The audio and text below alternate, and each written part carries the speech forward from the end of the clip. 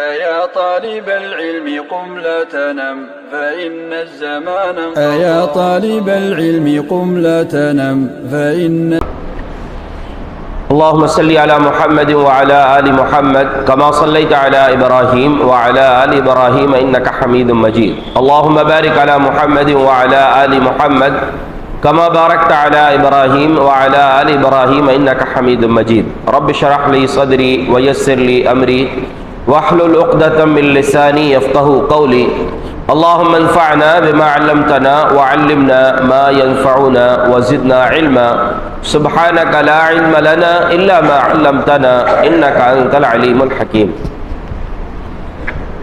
گزشتہ درس میں یوسف علیہ السلام کی زندگی کے ابتدائی کچھ پہلو اور ان سے حاصل ہونے والے کچھ اسباق آپ کے سامنے ذکر کیے گئے تھے۔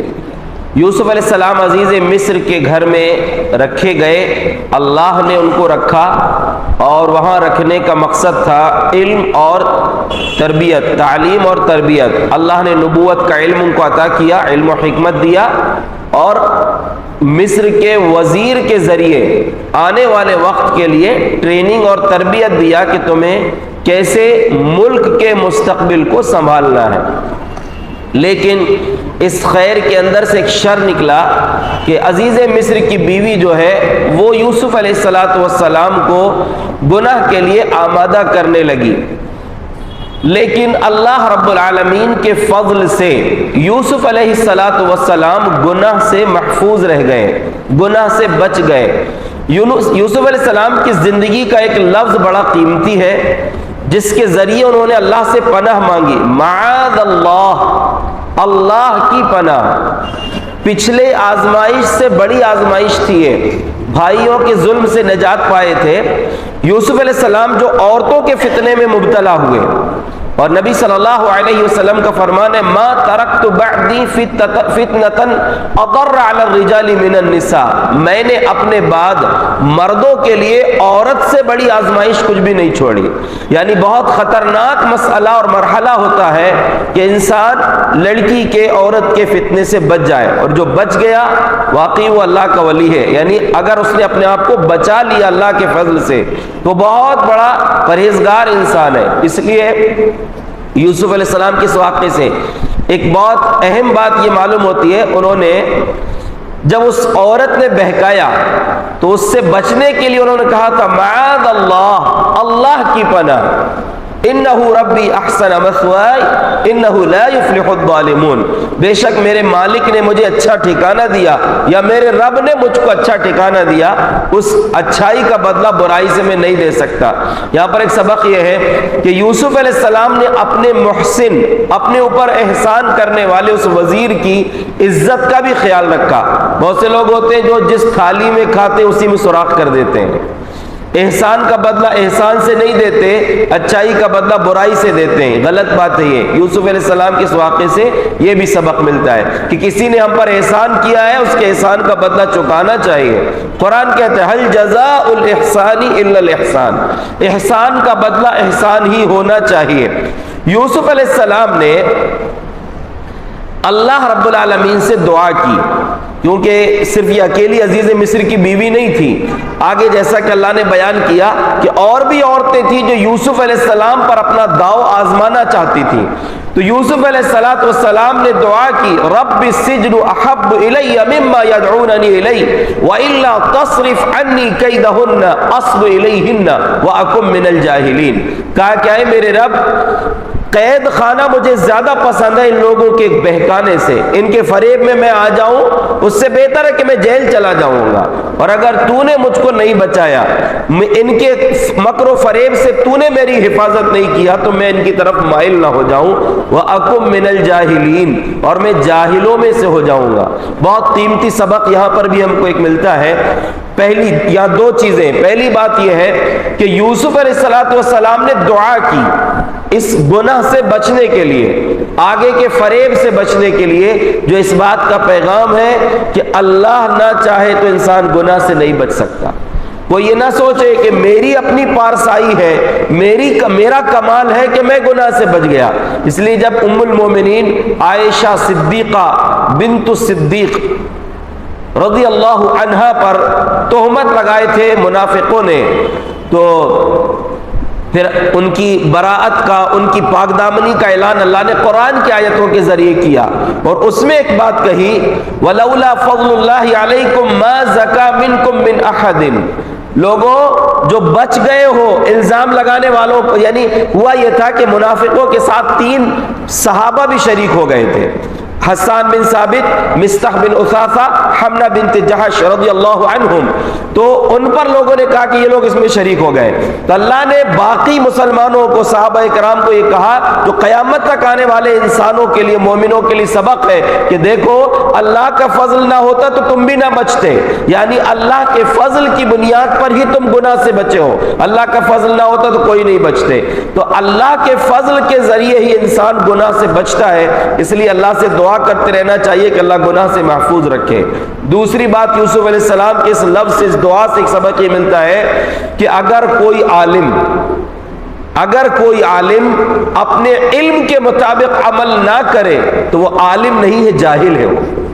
یوسف علیہ السلام نے کہا کہ اے میرے رب، اگر میں یہ ان کی طرف مائل ہو گیا، علم کا تقاضا یہ ہے اور عظمت کا تقاضا یہ ہے کہ انسان گناہ سے بچے، لیکن اگر میں ان کے فریب میں آ گیا تو میں جاہل ہو جاؤں گا، یعنی عالم نہیں بچوں گا، تو اس لیے اللہ نے جو علم دیا ہے اس کے مطابق عمل کرے۔ تو اس میں تو پہلے درجے پر وہ لوگ ہیں جن کے پاس باقاعدہ، جنہوں نے اساتذہ کے پاس رہ کر، مدارس میں رہ کر علم حاصل کیا ہے، اور ان کی گنتی علماء میں آتی ہے، ان کو اس بات کا زیادہ خیال رکھنا چاہیے، کیونکہ اللہ نے ایسے لوگوں کی تعریف کیا انما یخشى اللہ من عبادہ العلماء، قرآن میں اللہ نے فرمایا کہ اللہ سے سب سے زیادہ علم والے بندے ڈرتے ہیں، یعنی صحیح معنوں میں عالم وہ ہے جو اللہ کا خوف دل میں رکھے اور علم کے مطابق عمل کرے۔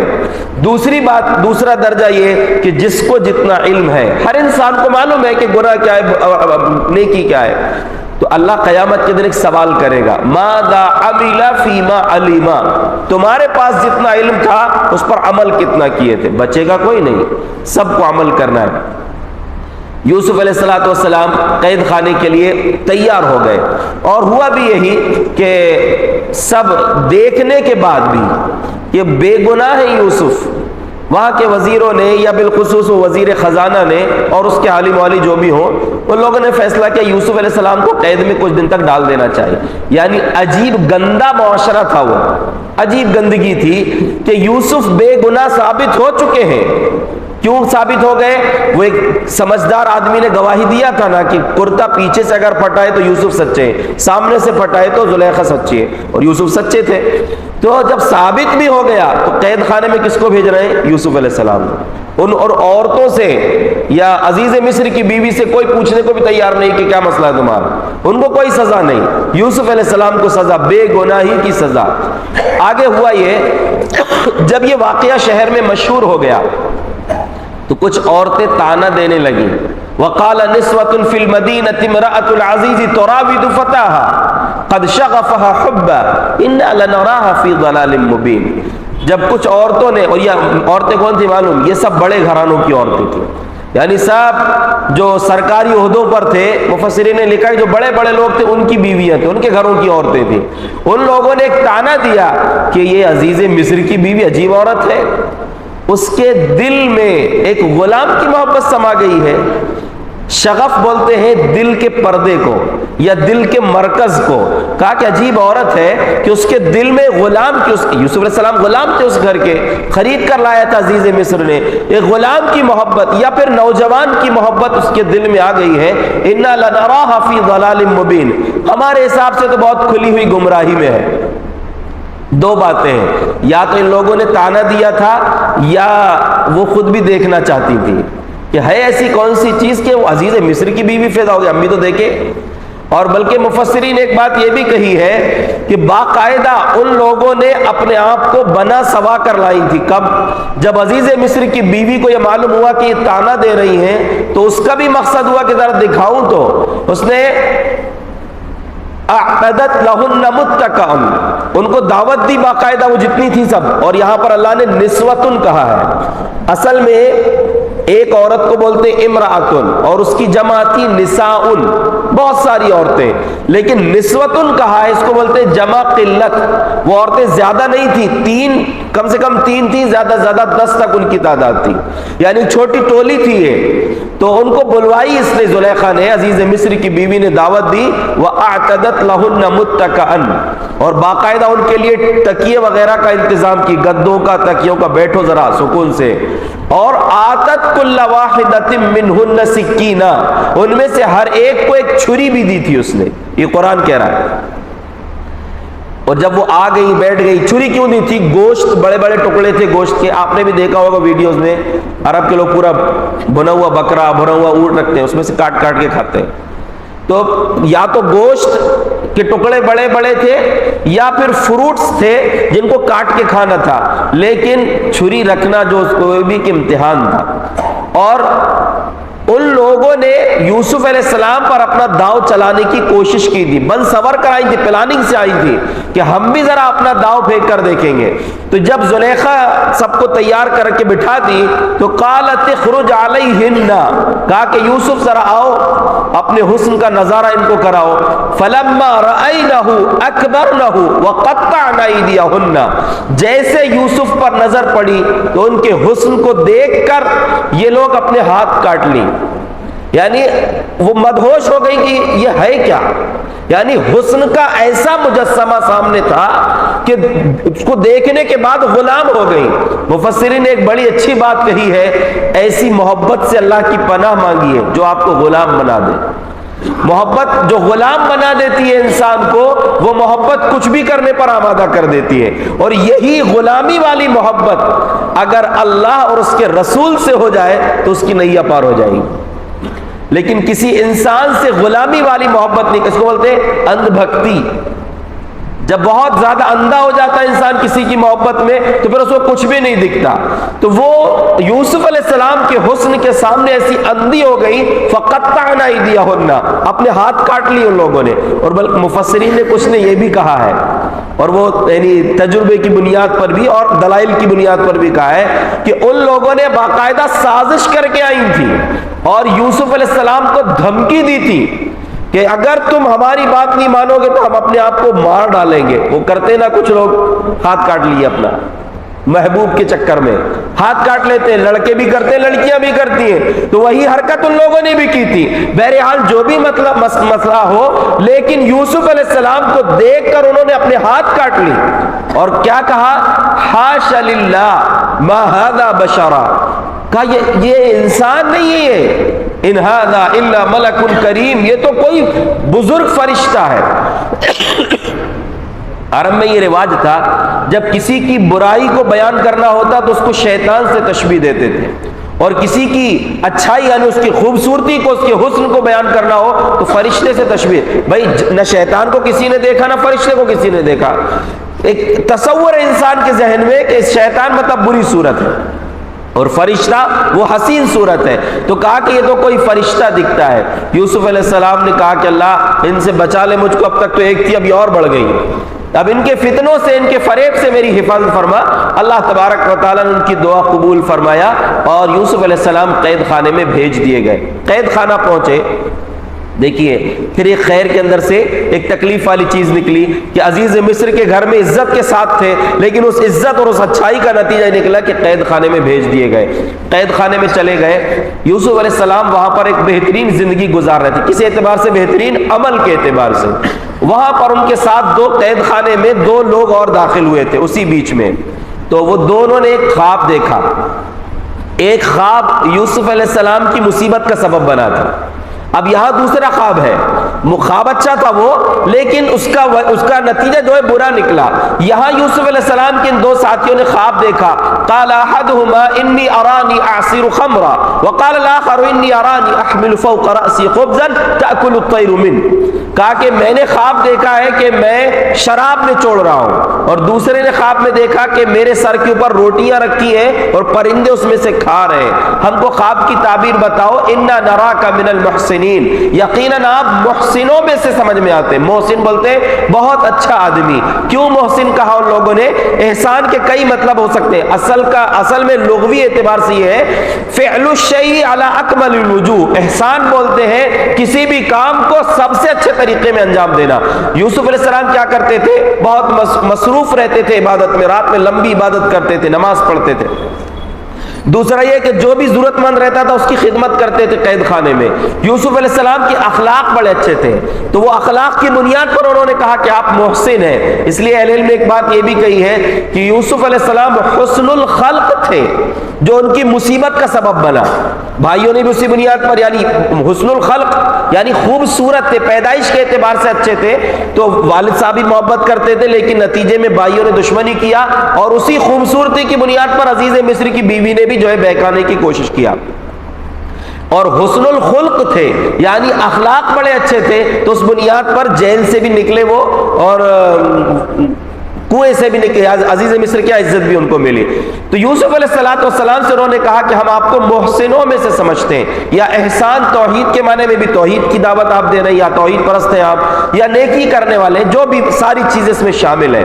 تو کہا کہ آپ ہم کو خواب کی تعبیر بتا دو. یہاں ایک بڑا قیمتی سبق ہے. داعی جو ہے، جو لوگوں کو اللہ کی طرف بلاتے ہیں، ان کو کوشش کرنا چاہیے کہ جو بھی موقع ملے اس کو غنیمت سمجھیں، اس کو چھوڑے نہ. یوسف علیہ السلام نے دیکھا کہ یہ دونوں میری طرف مائل ہیں، تو کہا کہ دیکھو تمہارے خواب کی تعبیر کو بتا دوں گا میں، قبل ان یاتیکما طعامکما، تمہارے کھانا آنے سے پہلے، جو کھانا ملتا ہے جیل میں، کھانا آنے سے پہلے تم کو خواب کی تعبیر بتا دوں گا. اور خواب کی تعبیر کیوں بتا دوں گا؟ انی ترکت ملت قوم لا یؤمنون باللہ وہم بالآخرۃ ہم کافرون. اس لیے بتا دوں گا کہ میں نے کفر کا راستہ چھوڑ دیا ہے، اور میں نے اپنے آبا و اجداد ابراہیم، یعقوب، اسحاق علیہ السلام جو اللہ کے دین پر قائم ہے، ان کا راستہ اختیار کیا ہے، اس توحید کو اختیار کیا ہے. ولکن اکثر الناس ذلک من فضل اللہ علینا وعلی الناس. یہ توحید، یہ یوسف علیہ السلام بول رہے ہیں ان کو کہ توحید اللہ کی نعمت ہے، لیکن اکثر لوگ اس کا شکر ادا نہیں کرتے. توحید جو ہم کو اللہ نے دیا، ہم کو اس پر شکر ادا کرنا چاہیے. دنیا کی سب سے بڑی نعمت ہے توحید، ہدایت، یہ سب سے بڑی نعمت ہے. یوسف علیہ السلام ان کو ذہن کو تیار کیے، ان کی ذہن سازی کی ہے کہ دیکھو توحید عظیم ترین نعمت ہے، اور ان کو یہ بتایا کہ بھی صبر کرو. اب جب ایک آدمی کسی چیز کے انتظار میں ہے اور معلوم ہے کہ فلاں کی طرف سے وہ نعمت ملنے والی ہے، تو اس کی بات کو سنتا ہے. یوسف علیہ السلام نے ایک سوال کیا، یا صاحب السجن، اے میرے قید خانی کے دونوں ساتھیوں، ذرا بتاؤ، ارباب متفرقون خیر ام اللہ الواحد القہار. تم یہ بتاؤ کہ یہ الگ الگ چھوٹے چھوٹے رب جو تم بنا بیٹھے ہو، یہ زیادہ بہتر ہے یا ایک اکیلا زبردست اللہ بہتر ہے؟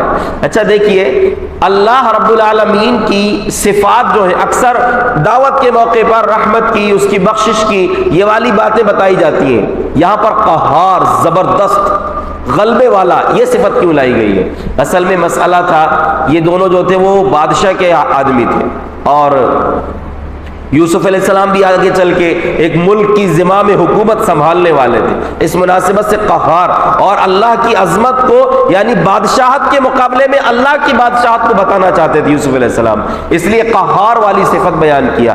تو کہا کہ یہ چھوٹے چھوٹے رب بہتر ہے جن کو تم بولتے ہو، تم نے بنا کے رکھے ہو، یا ایک زبردست اللہ بہتر ہے، یعنی توحید کی دعوت دی. اور اس کے بعد کہا کہ دیکھو، اما احدکما، اے میرے قید خانے کے ساتھیوں، اما احدکما فیسقی ربہ خمرا، تم میں سے ایک آدمی اپنے مالک کو شراب پلائے گا.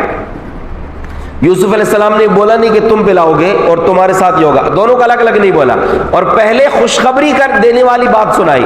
کہا کہ تم میں سے ایک آدمی، سمجھ میں تو آ رہا تھا کہ جس نے خواب جو دیکھا ہے اس اعتبار سے تعبیر ہوگی. کہا کہ دیکھو تم میں سے ایک آدمی بادشاہ کا ساقی بنے گا، یعنی بادشاہ کو شراب پلائے گا، اور دوسرا آدمی کو سولی پر لٹکایا جائے گا. وَتَأْكُلُ الطَّيْرُ مِنْ رَأْسِهِ، اور پرندے اس کے سر کو نوچ نوچ کے کھائیں گے. اب ظاہر سی بات ہے، سمجھ میں آنے والی بات تھی کہ جس نے خواب دیکھا روٹی رکھا ہے سر میں، اسی کی تعبیر ہوگی کہ اس کو سولی پر لٹکایا جائے گا، اور جو شراب نے چھوڑ رہا تھا وہ شراب پلائے گا. لیکن نام نہیں لیا یوسف علیہ السلام نے. اس میں حکمت تھی کہ ڈائریکٹ اس پر اثر نہ ہو جس کو سولی چڑھائی جانے والی، سولی پر. اور یوسف علیہ السلام نے حکمت کے ساتھ جواب دیا، لیکن ایک بات کہی، وقال للذی ظن انہ ناج منہ اذکرنی، یوسف علیہ السلام نے جس کے بارے میں یہ گمان تھا کہ یہ بچ جائے گا، یعنی ساقی جو بنے گا، شراب پلانے والا جو بنے گا بادشاہ کا، اس سے کہا کہ تمہارے مالک کے پاس، تمہارے بادشاہ کے پاس میرا ذکر کرنا کہ ایک آدمی بے گناہ جیل میں پڑا ہوا ہے، کئی سال ہو گئے، اس کی طرف کچھ توجہ دیجیے۔ یہ نکلا جیل سے، فانساہ الشیطان، شیطان نے اس کو بھلا دیا، یاد نہیں رہی اس کو کہ یوسف علیہ السلام کا ذکر بادشاہ کے پاس کرتے۔ مفسرین نے ایک بات اس میں یہ کہی ہے کہ یوسف علیہ السلام کو اللہ کو یاد کرنا تھا، بادشاہ سے سہارا مانگے، اس لیے وہ یہ بات ان کے ساتھ ہوئی، اللہ کو پسند نہیں آئی۔ لیکن زیادہ مناسب بات یہ ہے کہ شیطان کا ذکر اللہ نے کیا ہے قرآن میں، کہ شیطان نے ان کو بھلا دیا، کیونکہ شیطان کا کام ہی ہے بنو آدم سے دشمنی نبھانا۔ ہمارے ابا سے دشمنی تھی آدم علیہ السلام سے، وہ دشمنی پوری اولاد سے نبھا رہا ہے وہ، تو یوسف علیہ السلام کا ذکر جو اس کے دماغ سے نکال دیا، دل دماغ سے، یہ چلا گیا، بادشاہ کا ساقی بن گیا، اس کو پانی پلانا، شراب پلانا، خدمت کرنا۔ اب اللہ نے ایک اور خواب کو یوسف علیہ السلام کی رہائی کا ذریعہ بنایا۔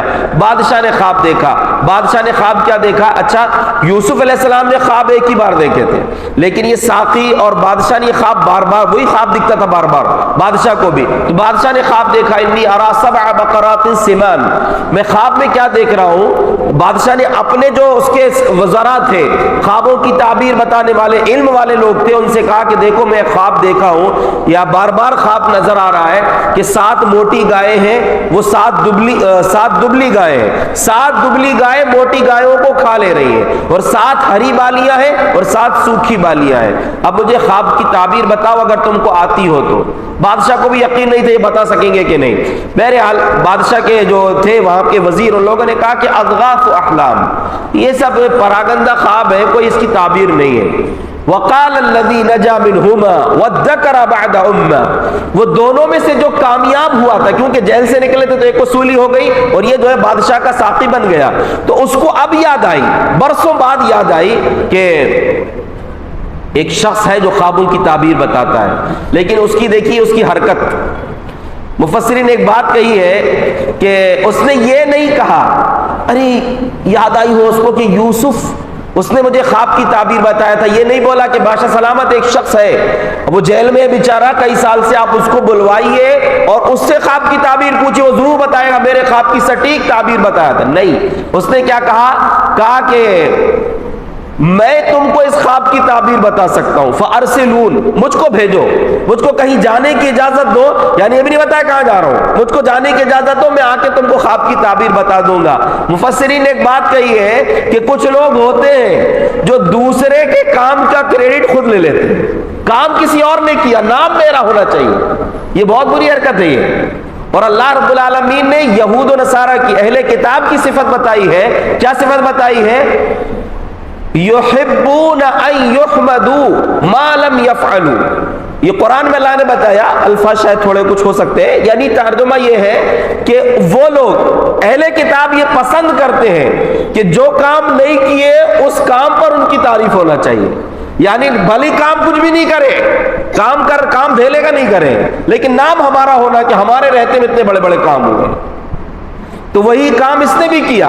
یہ نہیں کہا کہ یوسف کو بلواؤ، کہا کہ آپ مجھے جانے کی اجازت دو، میں خواب کی تعبیر بتا دوں گا۔ گیا جیل میں، اور جیل میں جاتی ڈائریکٹ خطاب دیکھیے اس کا، کہا یوسف ایھا الصدیق افتنا فی 7 بقرات سمان فی 7 بقرات سمان سبع عجاف، کہا کہ اے سچے یوسف، ہم کو ایک خواب کی تعبیر بتاؤ۔ کوئی وہاں پر عذر بھی نہیں کہ یوسف علیہ السلام مجھے معاف کر دو، میں آپ کو بھول گیا تھا، اب یاد آئی مجھے وہ بادشاہ کے خواب کی وجہ سے، اب آپ میرے ساتھ چلو، نہیں، کچھ نہیں۔ کہا کہ یوسف مجھے خواب کی تعبیر بتاؤ، 7 موٹی گائیں، 7 دبلی گائیں موٹی گائے کو کھا رہی ہے، 7 ہری بالیاں، 7 سوکھی بالیاں۔ یوسف علیہ السلام کا حسن دیکھیے، یعنی وہ ظاہر بھی حسن تھا اور باطن بھی، اندر سے بھی خوبصورت تھی، دل کتنا اچھا تھا۔ یہ نہیں بولے اچھا اب یاد آئی ہے، ہٹ نکل یہاں سے، نہیں کہا ایسا، کوئی بات نہیں کہی، سیدھے کہا کہ اچھا احسان در احسان، یعنی یہ ہمارے لیے ایک پیغام ہے، برائی کا بدلہ برائی سے نہیں دینا۔ اللہ نے قرآن میں کیا کہا ہے؟ ادفع لا تستوی الحسنۃ ولا السیئۃ ادفع باللتی ہی احسن۔ برائی اور اچھائی دونوں برابر نہیں ہو سکتے، برائی کا بدلہ اس سے دو جو سب سے اچھا طریقہ ہو۔ صرف اچھے طریقے سے نہیں کہا، سب سے اچھے طریقے سے دو۔ یوسف علیہ السلام نے کیا کہا؟ تزرعون 7 سنین دأبا، اس خواب کی تعبیر یہ ہے تم 7 سال تک بہترین کھیتی کرو گے۔ فما حسدتم فذروہ فی سنبلہ، ایک احسان تو یہ کیا کہ خواب کی تعبیر بتا دیا کہ 7 سال کھیتی کرو گے اور خوب فصل ہوگی۔ دوسرا احسان یہ کیا کہ تعبیر بھی بتایا اور تدبیر بھی بتایا۔ کہا کہ تعبیر یہ ہے کہ 7 سال خوشحالی کے رہیں گے، پھر 7 سال قحط سالی کے آئیں گے۔ تدبیر یہ ہے کہ 7 سال میں جو فصل ہوگی اس فصل کو سنبھال کر رکھنا، پوری فصل کو۔ وہ گیہوں کی فصل تھی وہاں پر، کہا کہ یا جو بھی فصل ہو، گیہوں کی فصل کا مشہور ہے ذکر، تو کہا کہ جو فصل ہوگی اس کو اس کی بالیوں سے مت نکالنا، گہانا مت اس کو، وہ بالیوں میں دانے رکھے رہنے دینا۔ 7 سال بھی رہیں گے تو خراب نہیں ہوں گے۔ آج لوگ مختلف تدبیریں اختیار کرتے ہیں، گیہوں میں گھن نہ لگے، کیڑے نہ لگے۔ یوسف علیہ السلام کی تدبیر یہ، اور مفسرین نے کہا ہے کہ آج بھی دنیا اس سے آگے نہیں بڑھی۔ یعنی کسی غلے کی حفاظت کا سب سے بہترین طریقہ یہ ہے کہ اس کو بالی میں رہنے دیا جائے۔ تو کہا کہ جتنا کھانا رہے گا اتنا نکالنا، الا قلیلا مما تاکلون، جتنا کھانا رہے گا اتنی ہی بالیوں میں سے دانے کو نکالنا، بقیہ اسی میں رہنے دینا۔ 7 سال تک تم کو خوشحالی ملے گی، 7 سال کے بعد قحط سالی آئے گی۔ تو یہ جا کر اس نے خواب بتایا، خواب کی تعبیر جیسے بادشاہ نے سنا تو اس کو بالکل اطمینان ہو گیا، یہ ہے خواب کی تعبیر، بالکل صحیح خواب کی تعبیر ہے۔ تو بادشاہ نے کہا کہ بلاؤ ذرا اس کو، کون ہے وہ؟ وقال الملک ائتونی بہ، بادشاہ نے قاصد کو بھیجا، جاؤ ذرا بلاؤ، اتنی عظیم ہستی قید خانے میں۔ یوسف علیہ السلام کے پاس جب قاصد گیا کہ بادشاہ سلامت آپ کو بلا رہے، کہا نہیں، ارجع الی ربک فاسألہ ما بال النسوۃ اللاتی قطعن ایدیہن، کہا ایسے نہیں آؤں گا، جو بے گناہ جیل میں ڈالے ہو، اگر تم کو معلوم تھا کہ میں بے گناہ ہوں تو کیوں اتنے دن رہنے دیے؟ یا اگر تم کو نہیں معلوم کہ میں بے گناہ ہوں تو تم کو معلوم ہونا چاہیے کہ بے گناہ میں قید خانے میں پڑا ہوں۔ یا تیسری بات کہ شہر میں جو میرے اس واقعے کا چرچا ہے اور کچھ نہ کچھ لوگوں کے دلوں میں خیال ہے کہ کہیں نہ کہیں تو یوسف کی بھی غلطی ہوگی، تو یہ سب چیزیں کلیئر ہونا چاہیے پہلے، تب جیل سے باہر آؤں گا۔ مفسرین نے لکھا یہ اکیلا دنیا کا ایسا قیدی ہے جس نے قید سے نکلنے کے لیے شرط لگائی۔ سبحان اللہ، لوگ کوشش میں انتظار میں رہتے کب ہماری ضمانت ہوگی، یہ اکیلا ایسا قیدی ہے جو یہ شرط لگا رہا ہے کہ قید سے نکلوں گا نہیں جب تک میری بے گناہی ثابت نہیں ہوگی۔ تو کہا کہ جاؤ اپنے بادشاہ سے کہو ما بال النسوۃ اللاتی قطعن ایدیہن، ان عورتوں کا معاملہ کیا ہے جنہوں نے اپنے ہاتھ کاٹ لیے تھے۔ مفسرین نے ایک بات یہ بھی کہی ہے کہ زلیخا کا نام نہیں لیے، وہاں پر بھی انہوں نے اپنے محسن پر احسان کیا ہے کہ میرے ساتھ اس نے اچھا کیا تھا، اپنے گھر میں عزت سے رکھا تھا، اس کا نام اکیلے لے کر اس کی عزت کو زیادہ نہیں اچھالنا ہے۔ کہا کہ ان عورتوں کا معاملہ کیا ہے جنہوں نے ہاتھ کاٹ لیا تھا۔ تو بادشاہ نے پوری تحقیق کر لیا یہ واقعی مسئلہ کیا ہے۔ تو جب عورتوں کو بلوایا تو یہ نہیں کہا کہ یوسف کی غلطی تھی کہ تمہاری غلطی تھی، ڈائریکٹ بادشاہ نے کہا ما خطبکن اذ راوتن یوسف عن نفسہ، کیا بات ہے یوسف کو جب تم لوگوں نے بہکانے کی کوشش کی تھی یوسف کا کردار کیا تھا؟ بولو کیا غلطی تھی تمہاری، کیوں کی تھی ایسی حرکت؟ تو سب نے کہا قلنا حاش للہ ما علمنا علیہ من سوء، کہا سبحان اللہ ہم نے کوئی غلطی ہی نہیں پایا اس میں، یعنی ایسا لگ ہی نہیں رہا تھا کہ یہ انسانی دل اس کے پاس ہے، کوئی غلطی نہیں تھی، فرشتے جیسا معاملہ تھا اس کا، کوئی غلطی یوسف کی نہیں تھی۔ جب سب نے اقرار کر لی تو اسپیشل عزیز مصر کی بیوی نے کہا قالت امرأۃ العزیز الآن حسحس الحق، کہا کہ عزیز مصر کی بیوی نے کہا اب حق نتھر کر سامنے آ گیا ہے، اس کو یہ لفظ جو ہے نا حس حسا، یہ چاند کے لیے آتا ہے. حس حس القمر، جب بادل کی اوٹ سے، جہاں بادل میں ابر میں چاند چھپ گیا ہو نہیں دکھتا، وہ بادل کی اوٹ سے جب چاند باہر آتا ہے اس کو بولتے ہیں حس حس القمر. چاند بالکل واضح طور پر دکھنے لگا ابر سے ہٹ کے، تو کہا کہ بالکل کلیئر ہو چکا ہے. عزیز مصر کی بیوی نے کہا حس حس الحق، حق نتھر کر سامنے آ چکا ہے. انا راودتہ عن نفسہ. حافظ جلال الدین قاسمی حفظہ اللہ نے ایک بڑی اچھی بات یہاں بولی. انا جو ہوتا ہے نا، اس کو آپ خود بھی یاد رکھیں قرآن پڑھتے ہوئے. انا حمزہ زبر آ، نون الف زبر نا. قرآن میں کئی جگہ آتا ہے انا، اس کو لوگ انا پڑھتے، وہ انا نہیں پڑھنا، اس کو انا پڑھنا ہے. انا، وہ الف نہیں پڑھتے پورے قرآن میں کہیں بھی. انا ہوگا تو اس میں الف پڑھیں گے جہاں تشدید ہو نون میں، لیکن نون الف زبر نا جو لکھا ہے اس کو یاد رکھیے. نون الف زبر نا جو ہوتا ہے انا، میں کے معنی میں، اس کا الف نہیں پڑھتے، اس کو انا پڑھتے ہیں. حافظ جلال الدین قاسمی کہتے ہیں کہ اپنی غلطی کو ثابت کرنے کے لیے، کلیئر بولنے کے لیے اس نے جلدی والا لفظ استعمال کیا، نہیں فوراً اقرار کر لی کہ میری ہی غلطی تھی، میری ہی غلطی تھی، فوراً اقرار کر لیا. اور آگے یوسف علیہ السلام کی عظمت کو بیان کرنے کے لیے، ابھی تو اس وقت الزام لگا دی تھی، لیکن اب جب معلوم ہے کہ حق واضح ہو چکا ہے، تو یوسف علیہ السلام کی عظمت کو بیان کرنے کے لیے جو الفاظ استعمال کیے، انا راودتہ عن نفسہ وانہ لمن الصادقین، وانہ بے شک وہ، لا یہ دونوں تاکید کے لیے آئے، وانہ لمن الصادقین اور یقیناً وہ بالکل سچے لوگوں میں سے، یوسف کی کوئی غلطی ہی نہیں ہے. اور آگے پھر کہہ رہی ہے ذالک لیعلم انی لم اخنہ بالغیب وان اللہ لا یہدی کید الخائنین. اور یہ بات میں اس لیے بول رہی ہوں تاکہ وہ جان لے، یعنی جب اس کو معلوم ہو یوسف کو کہ میں نے اس کی غیر موجودگی میں بھی اس کی عظمت کا اعتراف کیا ہے، اس پر الزام نہیں لگائی ہوں، جو لگائی بھی تھی تو اب مان لے رہی ہوں کہ اس کی کوئی غلطی نہیں تھی. یا پھر یہ بول رہی ہوں کہ میرا شوہر جان لے کہ ہاں غلطی ہو گئی تھی لیکن خیانت نہیں کی ہوں، یعنی تھوڑا بہت گناہ ہو چکا، یوسف کو بہکانے کی کوشش کی، لیکن یوسف کے ساتھ میں نے بدکاری کر ہی نہیں پائی، مجھ سے خیانت نہیں ہوئی ہے تمہاری. اور ایک بات یاد رکھیں، حدیث رسول، اللہ کے رسول صلی اللہ علیہ وسلم کا فرمان ہے، کتب اللہ علی ابن آدم حظہ من الزنا مدرک ذلک لا محالہ. ایک انسان، ہر انسان پر زنا کا حصہ لکھ دیا گیا ہے جس کو وہ پا کر رہے گا. کیا مطلب؟ العینانی تزنیان زناہما النظر، ایک انسان کی آنکھیں زنا کرتی ہیں، اس کا زنا دیکھنا ہے. واللسان تزنی زناہ الکلام، زبان بھی زنا کرتی ہے، اس کا زنا بولنا ہے. ہاتھ زنا کرتے اس کا زنا پکڑنا ہے. اور آج کے دور میں یہ جو کلک کر رہے ہیں، ٹائپ کر رہے ہیں، یہ بھی زنا ہے، یہ بھی زنا ہے. یہ قدم یہ زنا کرتے ہیں. والفرج یصدق ذلک وکلہ، یہ پورے بنے بنائے پلان، کئی دن کی کوششوں کے بعد جو آخری مرحلہ ہوتا ہے، شرمگاہ اس پورے پلان کو یا تو سچ کر دیتی ہے یا غلط کر دیتی ہے. اور ایسے موقع پر یاد رکھیں سارے راستے کھلے ہوں اور اس موقع پر معاذ اللہ یہ بولنا بہت مشکل ہے.